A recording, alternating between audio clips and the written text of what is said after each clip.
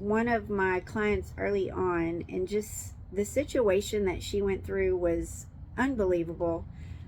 She'd have to tell you herself to tell you everything that she went through, but from the outsider's perspective, as her agent and friend, it was wild. When she first approached me about selling her home, we were getting it ready. She did some, upgrades to it to prepare it, and a tornado came through and basically demolished the house. Um, she claimed it on her insurance. Fast forward, a year, she finally got it all together, built it back up. Everything was great.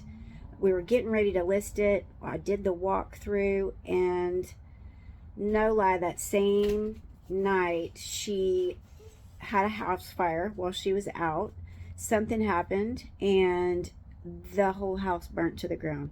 This was a year later, and I cannot make this up. It just so happened that that same day she had been to the doctor and had been diagnosed with cancer.